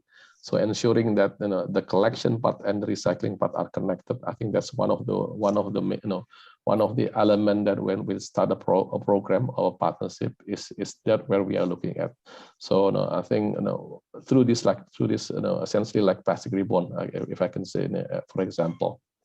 So in the beginning, Plastic Reborn 1.0, the idea is to try to create a story, to try to prove that, to create awareness and to prove that plastic has a value and can be recycled. So we look at ways to collect, and we have a partner that can help us to collect in different areas, such as schools, such as offices. And then what we then work with them is actually try to make sure that those that are collected are actually being sent to a recycling company, a recycling setup. So we are ensuring that this has happened. So, and this could go by way of plastic bank, could go by way of TPS3R, could go by way of other setup that's already there in the community.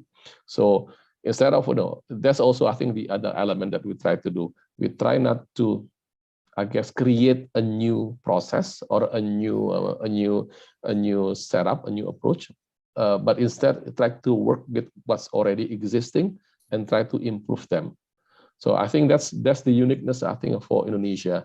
So I mean, Indonesia, and in a lot of developed country, the collection infrastructure and the recycling infrastructure behind it is actually depending a lot on the infrastructure set up by the government. And consumer usually quite adapted in terms and culturally also adapted into the habit of collecting and segregating, right? In Indonesia is different. Indonesia, I mean, we rely a lot on informal sector. We rely a lot on community initiatives such as MallSampah, such as TPS3R, those kind of things. So we look at how we can actually work together with them, just to make sure that the loop is actually it becomes close. So those that are collected and making sure that they are being sent to a recycling setup so that it is recycled. All right. Well, so that's one element that we need to make sure that is happening. Yeah. I totally agree. I mean, words are, we need to practically keep our own words, and I think it's very admirable that the company is actually making sure that these wastes are being recycled, and I hope that I totally agree that Indonesia still relies heavily on these informal workers, and I do hope that the current infrastructure, the soft infrastructure system that supports the already existing system actually can be bettered, and to eventually add and to give space for recycling. Yeah, thank you so much, Patri, for the answer. Moving on to Pak Zakky. My next question would be like, let's say we have the infrastructure to collect plastic bottles somehow, right? Separating them from other wastes.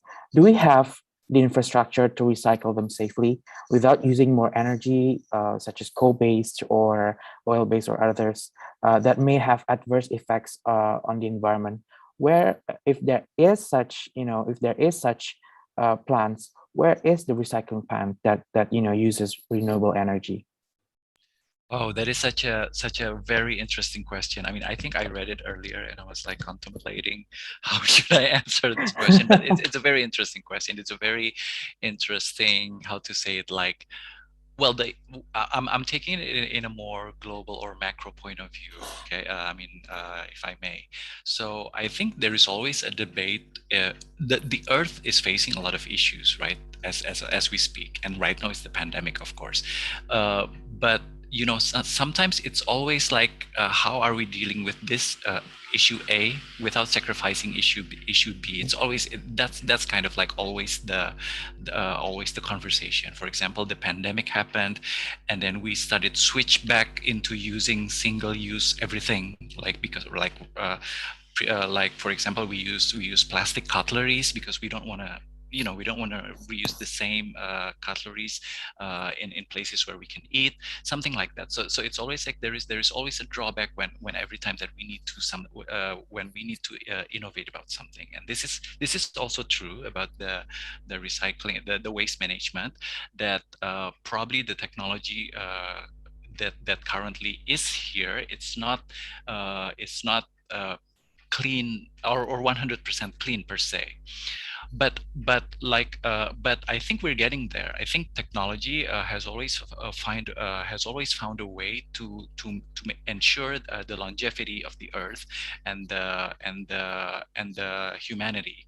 I'm speaking like a philosopher, but but that's kind of like the what I'm trying to say is that probably we're not there yet as we are speaking right now, but I'm sure that we are constantly moving towards that. So we are solving waste issues without disregarding the clean energy production issues.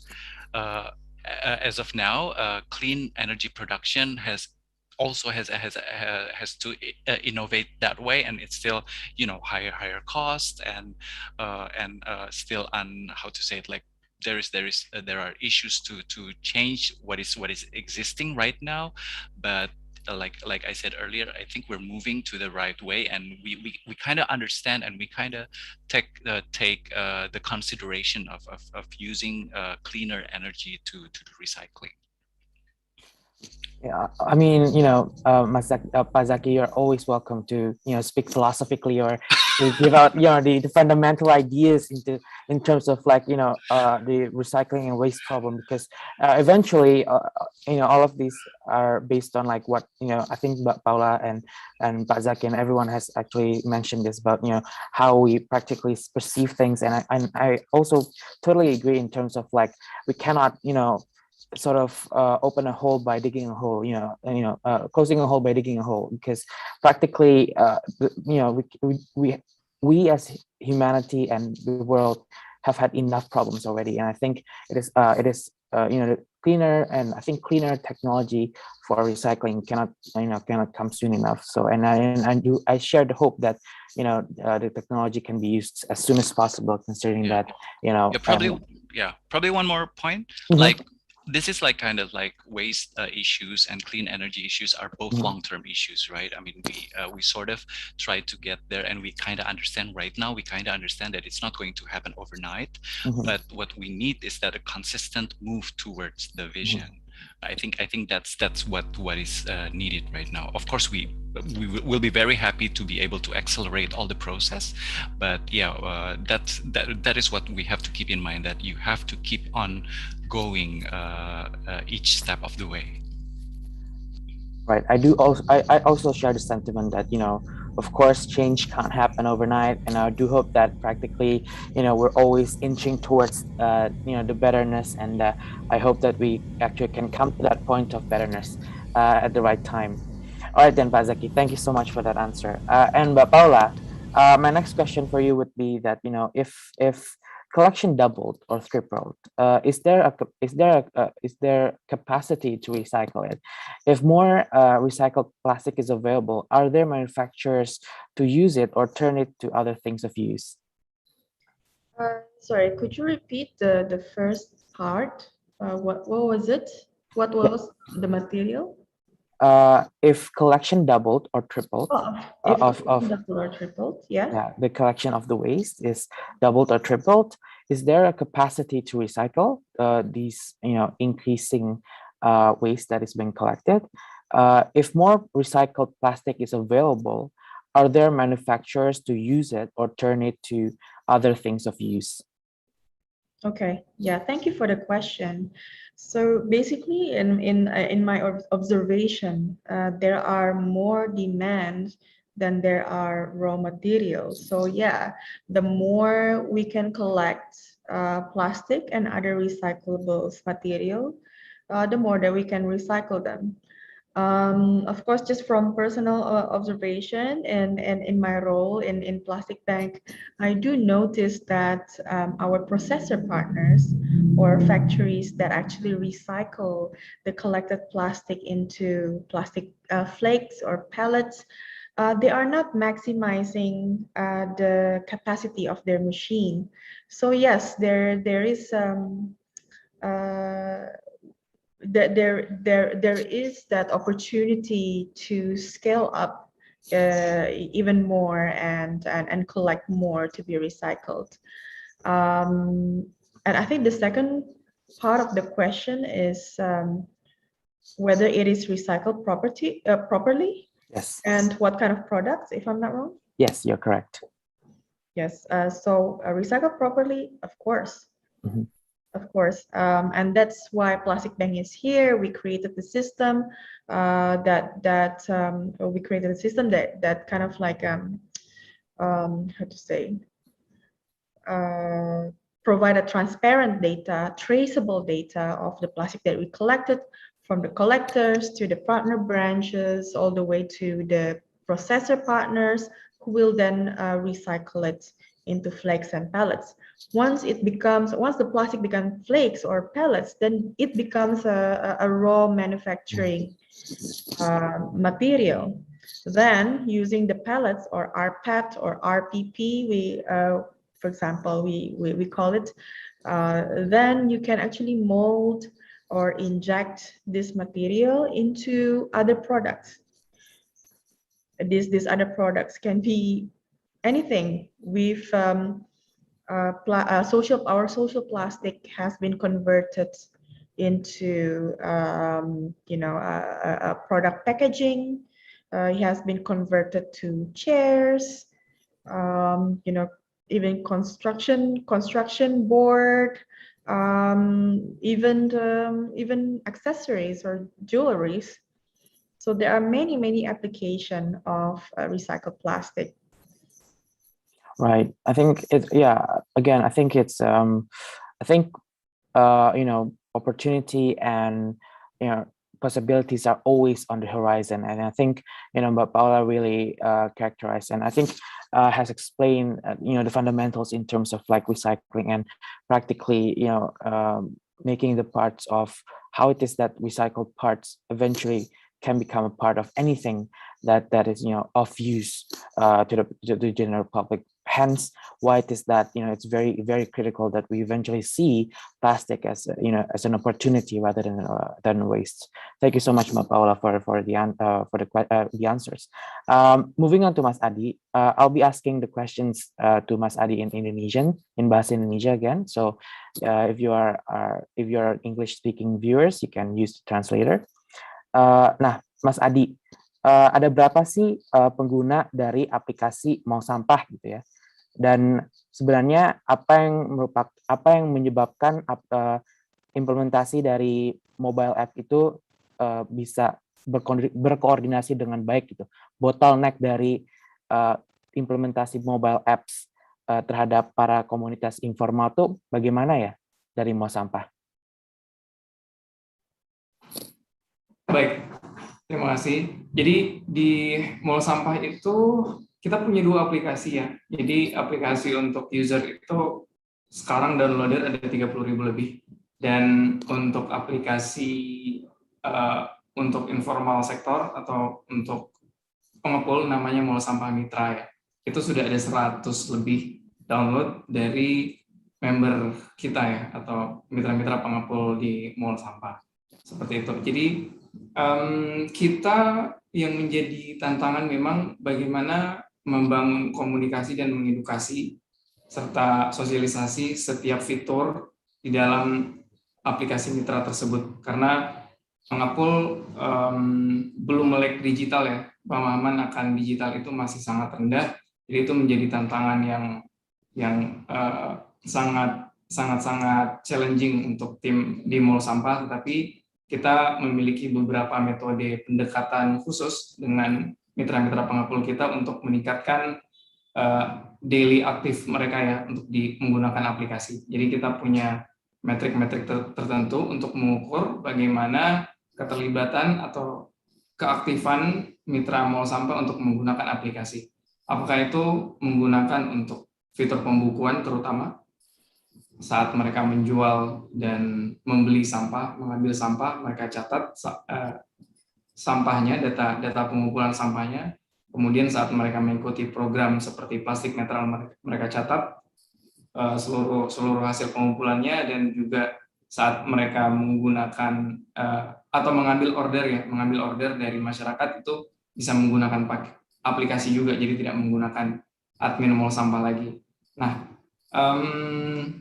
saat ini sudah cukup berjalan dengan baik ya aplikasi MallSampah Mitra, meskipun masih beberapa bulan baru aja launching, tetapi saya melihat antusias yang cukup baik dari mitra-mitra kami, dan kami siap untuk menyebarkan aplikasi ini ke daerah-daerah lain di Indonesia, bukan hanya di Kota Makassar.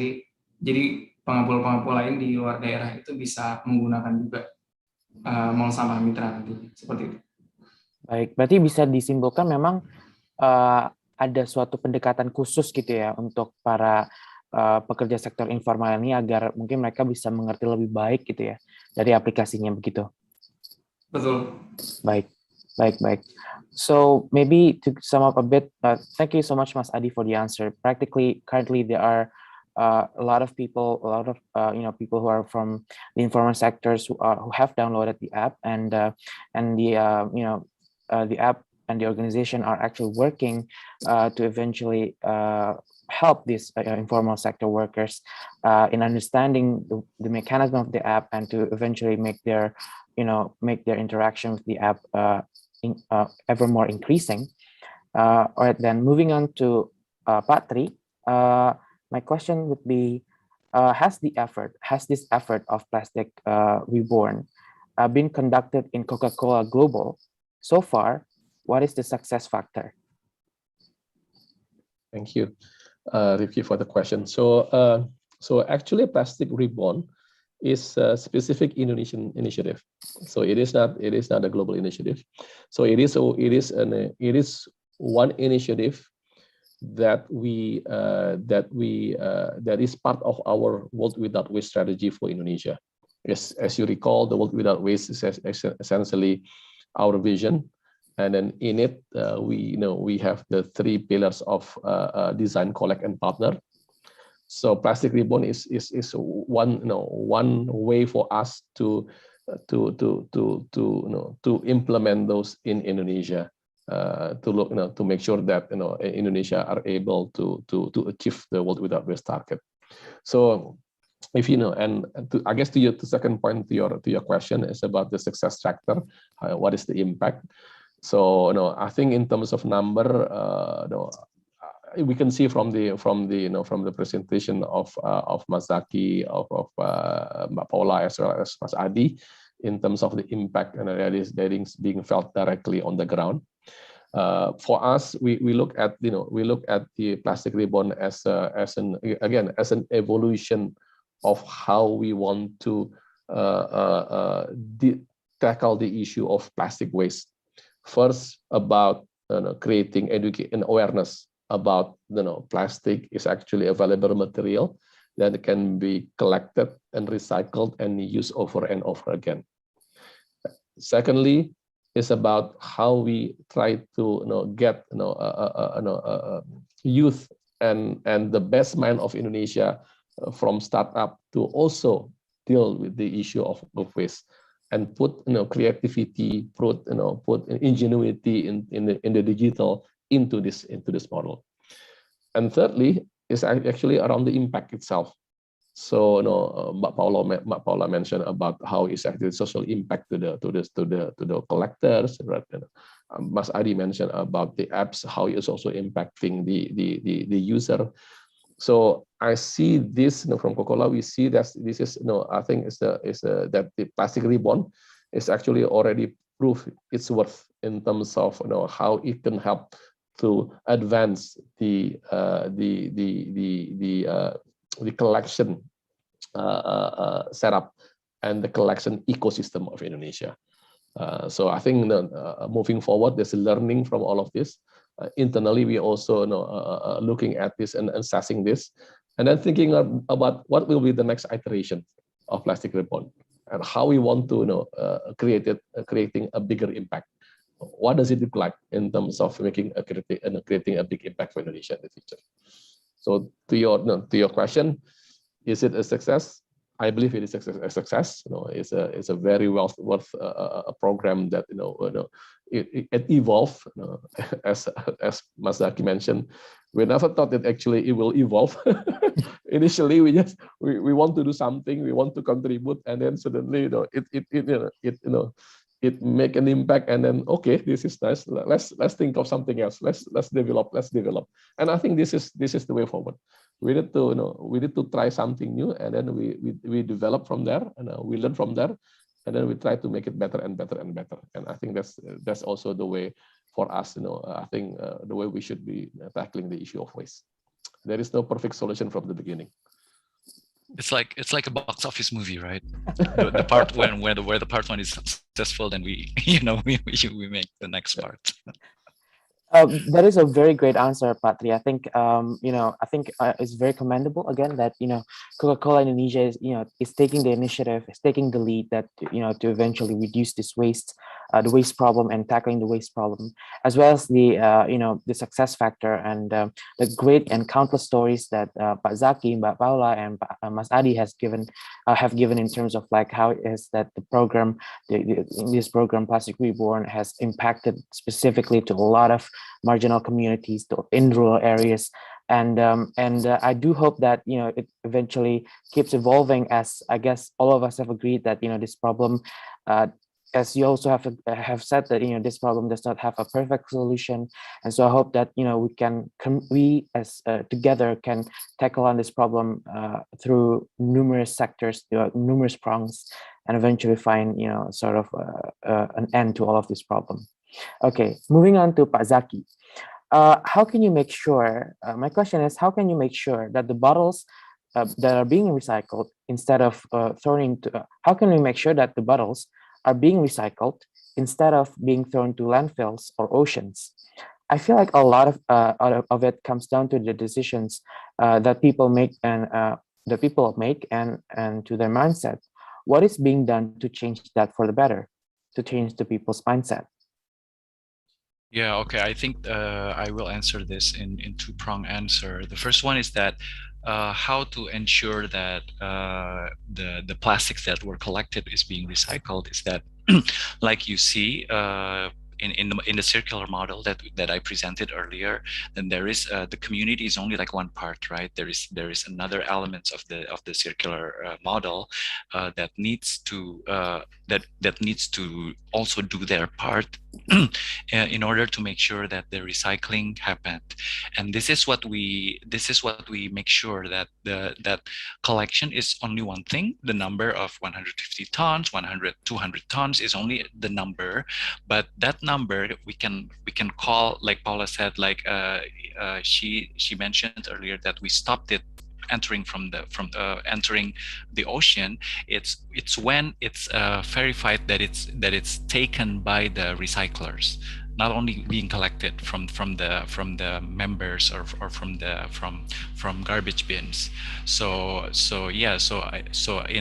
in both applications, there are, in the back end, for us, we have a dashboard seeing that we can trace the flow of the material. So from the members or users who are giving it to the community, to the informal sectors, and then it is then delivered to which recyclers. So we have the data as well. So we know that it stays in the loop. So it's not going out to the loop. So that is kind of like how we monitor things. And we and after that handling is being verified, then we take that collected number as the real number. So it's not right away when you receive something and then you just put it in there as being collected. And then the second part, of course, changing the mindset is starts with education. Of course, Adi has clearly elaborated earlier. Like Patri's presentation, that the country, the nation, Indonesia has their targets towards 2030, and one of the initiatives or one of the intervention is in education, and it's also like a big chunk of the program. So I think by changing the mindset starts with education, and it needs to happen in many levels. Paola and Plastic Bank has initiatives to educate the younger students and also the communities. And then we at the Ancora Foundation, we also pilot an education platform on our website that so that students can learn about the circular economy, and then the whole thing about what is important. Circular economy, not only about recycling, right, but also about other things, so they can learn and they kind of know the issues that we are all facing for the future. So I think well, our hope by creating that platform is that they kind of understand and they want to take action. And usually the first action is the easier one, that you can do it at home, and that is, you know, sorting your trash and then delivering it to the recyclers and etc. So yeah. Yeah, it is very comforting. I think Patri also has said this, has answered this in one of the questions, that, you know, practically we can verify that the waste are being recycled because we are, you know, we have given that to the recyclers directly. And in terms of, you know, changing the mindset, I think I totally agree that, you know, it is the foundation of all of this movement, that understanding that, you know, recycling and circular economy are very important, not only for, you know, the health and the environment, but also for the sustainability of our planet in the long run. And I do, and you know, it is very commendable, all of the actions, for example, that, you know, Paola and the organization have done, and other organizations in practically educating, you know, members of the society, be it those who are young or not, about the importance of recycling and other more green initiatives. Moving on to Mbak Paola, my question is, what kind of plastic waste that you collect, that the you know, the app and the organization collect? Do you collect all of them, such as plastic bag, multi-layer package, sachet, flexible packaging? Because as far as this questioner knows, the collector doesn't want to collect this kind of plastic because it has lower incentives than PET bottles. What do you think? What do you think about this, you know, separation of plastic stuff? Yeah, so that is a very good question, Rifki. So for Plastic Bank, like our uniqueness is we need to build the supply chain for each type of material as we grow. Back in 2019, when we first started, then we start by collecting PETs, and now we have collected not just PET, but also PP, LDPE, and HDPE. So those are the four major ones. Having said that, our application is capable of collecting all kinds of materials. So let's say a partner branch or pengepul or a junkyard can enter, let's say, multi-layer to their application. And then together with the plastic collectors, they can start collecting and transacting multi-layers, for example. I think the question, if I can change it a little bit, is why aren't we collecting more than these 4 right now? Is because of that. Because we have to build the supply chain one by one. And we do have the ambition to take on all types of plastic. And the way that we do it is by revealing the value of each type of plastics, right? So to be able to collect, let's say, multi-layer and throughout Indonesia, we first need to find out who will be the buyer of this multi-layers. Is there a demand from a client, whether it's in Indonesia or abroad? And the second is who can recycle this material? As far as our research goes, there is no industrial scale solution for multi-layers in Indonesia yet. But if you know one, let us know, because we are very much looking forward to solving this issue too. Having said that, we are approaching some of the more concept solution, even though they only accept maybe a low volume of plastic. That's okay. We have to start somewhere. The most important thing is, of course, the demand. How to reveal the value to let people know that, you know, even multi-layers is valuable too, and to establish the supply chain and to establish a demand. I can perhaps share to you, yes, there are some demands and we are working on it. Hopefully next year we can expand to collect more than the 4 types of material that I mentioned.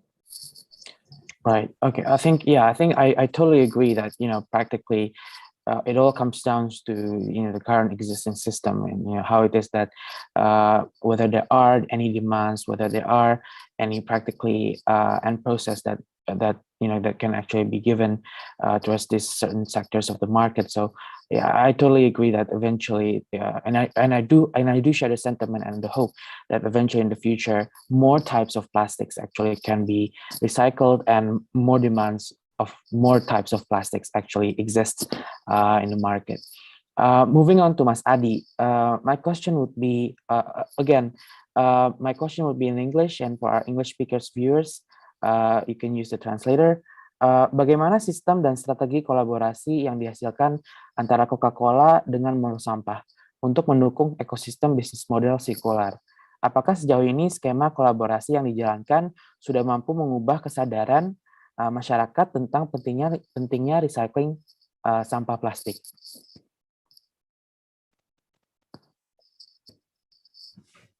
Baik, terima kasih Mas atas pertanyaannya. Jadi kolaborasi di Plastic Reborn 3 dengan Coca-Cola Indonesia, Coca-Cola Foundation dalam hal ini, kemudian dengan Ancora Foundation, kita menginisiasi untuk membuat sebuah mobile apps yang disebut MallSampah Mitra dengan segala fitur di dalamnya ya, untuk harapannya sih bisa meningkatkan sistem koleksi agar secara kuantiti bisa lebih banyak dan juga bisa meningkatkan bisnis tradisional dari pengapul dan pemulung ini menggunakan segala tools yang ada di dalam aplikasi tersebut, yang sebenarnya tujuan utamanya adalah untuk meningkatkan efektivitas dan juga income secara ekonomi ya dari pengapul tersebut. Itu tujuan besar yang hampir setahun ini kita kerjakan bersama Coca-Cola Indonesia dan juga Ancora Foundation, dan pengapul MallSampah pun, MallSampah Collectors kami sebutnya, itu sangat antusias dengan program ini karena pengapul ini juga bisa akhirnya mendapat akses ke teknologi ya, karena 70% dari pengapul kita sebenarnya sudah punya smartphone. Hanya saja mereka terbatas diakses karena memang belum ada software yang dikhususkan atau diperuntukkan untuk para pengapul ini untuk membantu bisnis proses mereka ketika mengumpulkan barang. Nah, MallSampah Mitra ini hadir bersama Coca-Cola Indonesia dan juga Ancora Foundation untuk menjadi tools tersebut sehingga pengapul bisa memiliki alat yang berbasis teknologi yang mampu untuk meningkatkan kinerja mereka ya, seperti itu. Okay. Thank you so much, Mas Adi, for the answer. I think, as Mas Adi has pointed out, it's the collaboration has given a much needed way for the collectors, for the informal sector workers, to eventually increase their productivity in collecting this waste and making sure that the wastes are actually being recycled and not only in the dumping site. All right, then, everyone, we have come to the conclusion part of our webinar. I'm going to go back to all of our panelists and ask, in 1 or 2 sentences, how would you conclude our today's webinar? Pak Tri, do you have 1 or 2 sentences that you'd like to say to conclude? Thanks, Rifki. I guess the way I look at the webinar and the overall, I think the overall effort that we put, I think this is a collaborative effort, again, a collaborative effort in terms of trying to tackle the issue of waste, but also collaborative effort in terms of disseminating the information and also trying to get people getting more involved in terms of being more active to think around how to sustainability manage their own waste. So I think this is a great work and a great effort from all of us. So there's still a lot of work to do. There's still a lot more work to do to really achieve the goal that was set to make sure that Indonesia will not become that that number 2. Hopefully we can become an example to the world of how really we manage our waste sustainably. Thank you. Thank you so much, Pak Tri. Pak Zakky, do you have 1 or 2 sentences to conclude our webinar today? Sure, yeah. I mean, I really like the point about the changing mindset that was raised by one of the attendees earlier, right? So thank you for raising that up. And well, I think I hope that after hearing the 4 of us, you kind of understand that the issue is of course big, and it starts with you actually to make a change, and I'm sure you agree that change should be made. And then our road is long, but I think it is long, but it's not going to be a big of a burden if we do it together. All right. Thank you so much, Pak Zakky. Mbak Paola, do you have 1 or 2 sentences to conclude today's webinar? Yeah, thank you again for the opportunity to be part of this webinar. I am so happy to see a lot of people are engaged. I see a lot of questions. I try to answer some of it also by typing, so you can probably check it out too. And yeah, I'm looking forward to interacting in discussion like this again in the future, perhaps. Yeah, thank you, everybody. Of course, thank you so much, Mbak Paola. Mas Adi, apakah Mas Adi memiliki 1 atau 2 kalimat untuk menutup webinar hari ini? Terima kasih, Mas. Saya sih paling ini ya, memiliki harapan untuk sektor informal. Jadi ada 2 juta pengapul dan pemulung. Harapannya MallSampah bisa membuat alat, sudah ada ya alatnya ya, mobile apps itu, harapannya itu bisa memberi dampak bagi sektor informal ini. Meskipun tidak secara langsung, tetapi harapannya bisa secara bertahap bisa membuat dampak yang berarti buat sektor informal tersebut.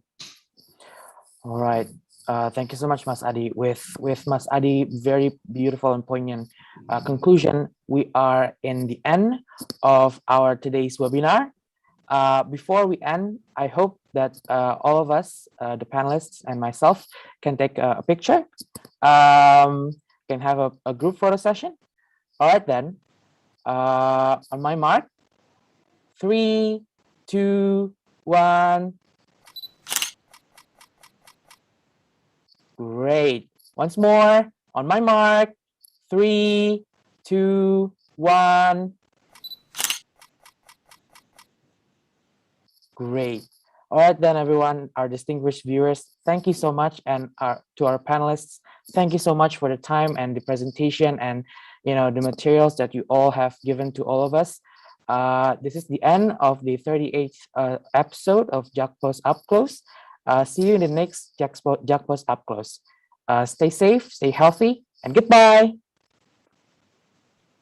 Thank you. Thank you. Thank you, everyone. Thank you. Bye. Thank you, Pak Tri. Thank you, everyone.